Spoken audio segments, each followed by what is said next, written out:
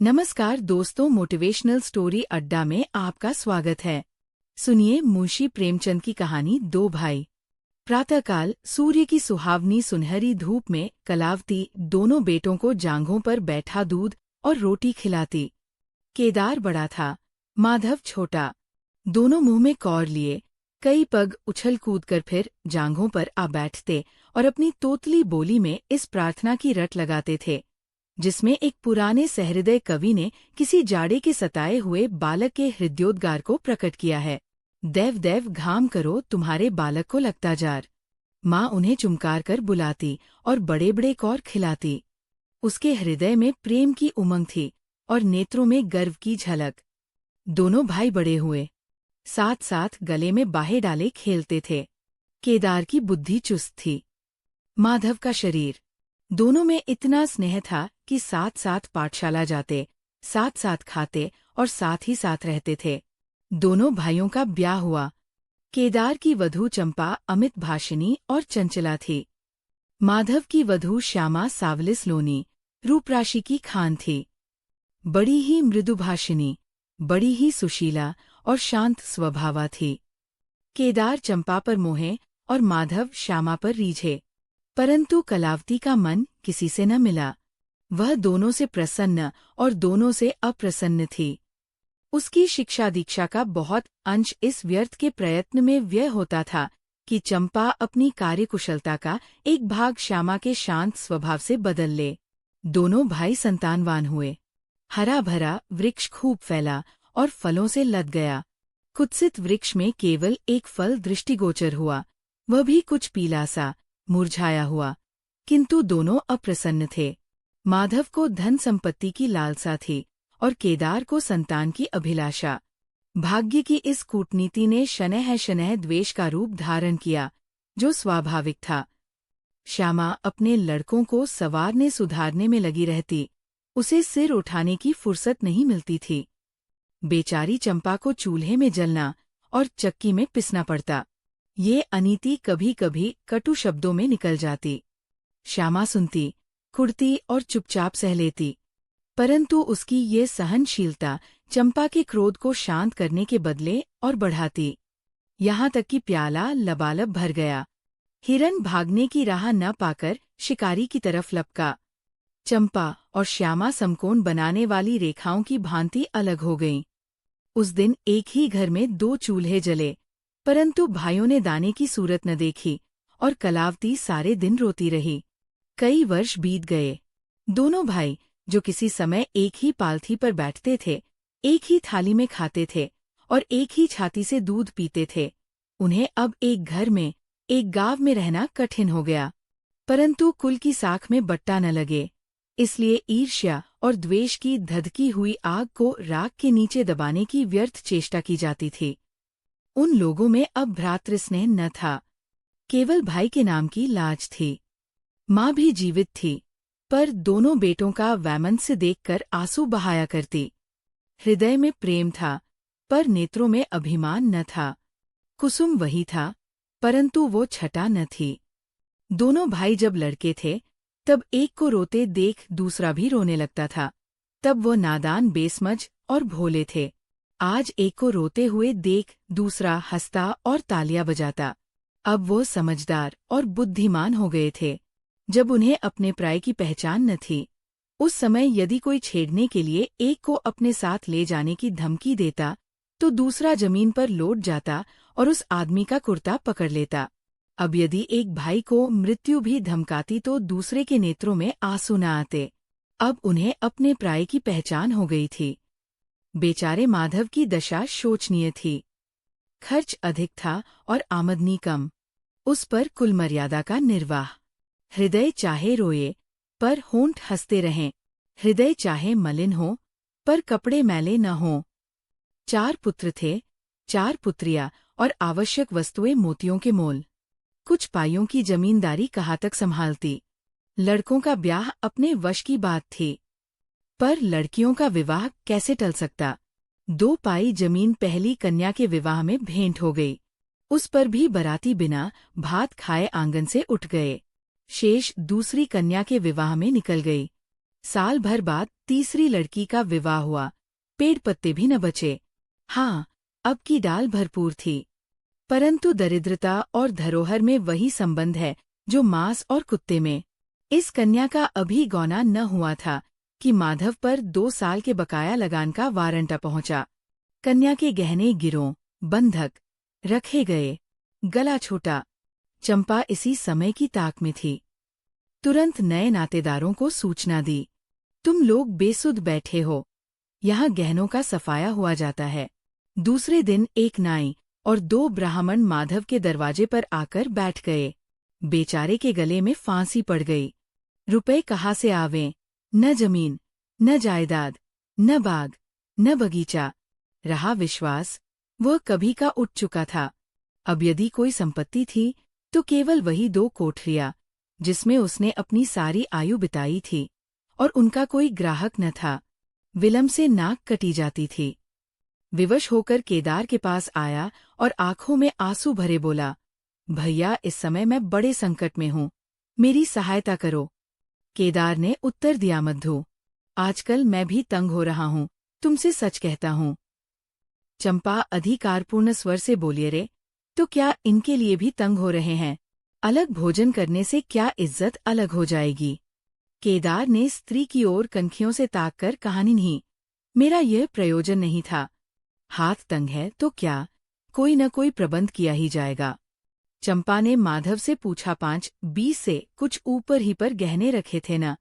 माधव ने उत्तर दिया, हाँ, ब्याज सहित कोई 125 रुपए होते हैं। केदार रामायण पढ़ रहे थे, फिर पढ़ने में लग गए। चंपा ने तत्व की बातचीत शुरू की, रुपया बहुत है, हमारे पास होता तो कोई बात न थी, परंतु हमें भी दूसरे से दिलाना पड़ेगा, और महाजन बिना कुछ लिखाए बढ़ाए रुपया देते नहीं। माधव ने सोचा, यदि मेरे पास कुछ लिखाने बढ़ाने को होता तो क्या, और महाजन मर गए थे, तुम्हारे दरवाजे आता क्यों? बोला, लिखने पढ़ने को मेरे पास है ही क्या? जो कुछ जगह जायदाद है वह यही घर है। केदार और चंपा ने एक दूसरे को मर्मभेदी नयनों से देखा और मन ही मन कहा, क्या आज सचमुच जीवन की प्यारी अभिलाषाएं पूरी होंगी। परंतु हृदय की ये उमंग मुंह तक आते आते गंभीर रूप धारण कर गई। चंपा बड़ी गंभीरता से बोली, घर पर तो कोई महाजन कदाचित ही रुपया दे, शहर हो तो कुछ किराया ही आवे, पर गवई में तो कोई सेंत में रहने वाला भी नहीं। फिर साझे की चीज ठहरी। केदार डरे कि कहीं चंपा की कठोरता से खेल बिगड़ न जाए। बोले, एक महाजन से मेरी जान पहचान है, वह कदाचित कहने सुनने में आ जाए। चंपा ने गर्दन हिलाकर इस युक्ति की सराहना की और बोली, पर 2-3-20 से अधिक मिलना कठिन है। केदार ने जान पर खेल कर कहा, रे बहुत दबाने पर 4-20 हो जाएंगे। और क्या? अब की चंपा ने तीव्र दृष्टि से केदार को देखा और अननीसी होकर बोली, महाजन ऐसे अंधे नहीं होते। माधव अपने भाई भावज के इस गुप्त रहस्य को कुछ कुछ समझता था। वह चकित था कि इन्हें इतनी बुद्धि कहाँ से मिल गई। बोलाओ, रुपए कहाँ से आवेंगे? चंपा चिढ़कर बोली, और रुपयों के लिए और फिक्र करो। 125 रुपए इन 2 कोठरियों के इस जन्म में कोई न देगा। 4-20 चाहो तो एक महाजन से दिला दूं, लिखापढ़ी कर लो। माधव इन रहस्यमय बातों से सशंक हो गया। उसे भय हुआ कि ये लोग मेरे साथ कोई गहरी चाल चल रहे हैं। दृढ़ता के साथ अड़कर बोला, और कौन सी फिक्र करूं? गहने होते तो कहता, लाओ रख दूं। यहाँ तो कच्चा सूद भी नहीं है। जब बदनाम हुए तो क्या 10 के लिए क्या 50 के लिए, दोनों एक ही बात है। यदि घर बेचकर मेरा नाम रह जाए तो यहाँ तक तो स्वीकार है, परंतु घर भी बेचूं और उस पर भी प्रतिष्ठा धूल में मिले, ऐसा मैं न करूँगा। केवल नाम का ध्यान है, नहीं एक बार नहीं कर जाओ तो मेरा कोई क्या करेगा। और सच पूछो तो मुझे अपने नाम की कोई चिंता नहीं है। मुझे कौन जानता है? संसार तो भैया को हंसेगा। केदार का मुंह सूख गया। चंपा भी चकरा गई। वह बड़ी चतुर वाक निपुण रमणी थी। उसे माधव जैसे गवार से ऐसी दृढ़ता की आशा न थी। उसकी ओर आदर से देखकर बोली, लालू, कभी कभी तुम भी लड़कों की सी बातें करते हो। भला इस झोंपड़ी पर कौन सौ रुपये निकाल कर देगा? तुम 125 के बदले 100 ही दिलाओ, मैं आज ही अपना हिस्सा बेचती हूँ। उतना ही मेरा भी तो है। घर पर तो तुमको वही 4-20 मिलेंगे। हाँ, और रुपयों का प्रबंध हम आप कर देंगे। इज्जत हमारी तुम्हारी एक ही है, वो न जाने पाएगी। वह रुपया अलग खाते में चढ़ा लिया जाएगा। माधव की इच्छाएं पूरी हुईं। उसने मैदान मार लिया। सोचने लगा, मुझे तो रुपयों से काम है, चाहे 1 नहीं 10 खाते में चढ़ा लो। रहा मकान, वो जीते जी नहीं छोड़ने का। प्रसन्न होकर चला। उसके जाने के बाद केदार और चंपा ने कपटभेष त्याग दिया और बड़ी देर तक एक दूसरे को इस कड़े सौदे का दोषी सिद्ध करने की चेष्टा करते रहे। अंत में मन को इस तरह संतोष दिया कि भोजन बहुत मधुर नहीं, किंतु भरकठौत तो है। घर, हाँ देखेंगे कि श्यामा रानी इस घर में कैसे राज करती है। केदार के दरवाजे पर 2 बैल खड़े हैं। इनमें कितनी संघ शक्ति, कितनी मित्रता और कितना प्रेम है। दोनों एक ही जुए में चलते हैं, बस इनमें इतना ही नाता है। किंतु अभी कुछ दिन हुए, जब इनमें से एक चंपा के मैके मंगनी गया था, तो दूसरे ने 3 दिन तक नाद में मुंह नहीं डाला। परंतु शोक, एक गोद के खेले भाई, एक छाती से दूध पीने वाले आज इतने बेगाने हो रहे हैं कि एक घर में रहना भी नहीं चाहते। प्रातःकाल था। केदार के द्वार पर गांव के मुखिया और नंबरदार विराजमान थे। मूशी दाताद्याल अभिमान से चारपाई पर बैठे रहन का मसविदा तैयार करने में लगे थे। बार बार कलम बनाते और बार बार खत रखते, पर खत की शान न सुधरती थी। केदार का मुखारविंद विकसित था और चंपा फूली नहीं समाती थी। माधव कुम्हलाया और म्लान था। मुखिया ने कहा, भाई ऐसा हित, न भाई ऐसा शत्रु। केदार ने छोटे भाई की लाज रख ली। नंबरदार ने अनुमोदन किया, भाई हो तो ऐसा हो। मुख्तार ने कहा, भाई सपूतों का यही काम है। दाताद्याल ने पूछा, रहन लिखने वाले का नाम? बड़े भाई बोले, माधव वल्द शिवदत्त। और लिखाने वाले का? केदार वल्द शिवदत्त। माधव ने बड़े भाई की ओर चकित होकर देखा। आंखें डबडबाई। केदार उसकी ओर देख न सका। नंबरदार, मुखिया और मुख्तार भी विस्मित हुए। क्या केदार खुद ही रुपया दे रहा है? बातचीत तो किसी साहूकार की थी। जब घर ही में रुपया मौजूद है तो इस रहनामे की आवश्यकता ही क्या थी? भाई भाई में इतना अविश्वास, अरे राम राम, क्या माधव 80 रू का भी महंगा है, और यदि दबा ही बैठता तो क्या रुपए पानी में चले जाते। सभी की आंखें सैन द्वारा परस्पर बातें करने लगीं, मानो आश्चर्य की अथाह नदी में नौकाएं डगमगाने लगीं। श्यामा दरवाजे की चौखट पर खड़ी थी। वह सदा केदार की प्रतिष्ठा करती थी, परंतु आज केवल लोकरीति ने उसे अपने जेठ को आड़े हाथों लेने से रोका। बूढ़ी अम्मा ने सुना तो सूखी नदी उमड़ आई। उसने एक बार आकाश की ओर देखा और माथा ठोंक लिया। अब उसे उस दिन का स्मरण हो आया जब ऐसा ही सुहावना सुनहरा प्रभात था और 2 प्यारे प्यारे बच्चे उसकी गोद में बैठे हुए उछल कूद कर दूध रोटी खाते थे।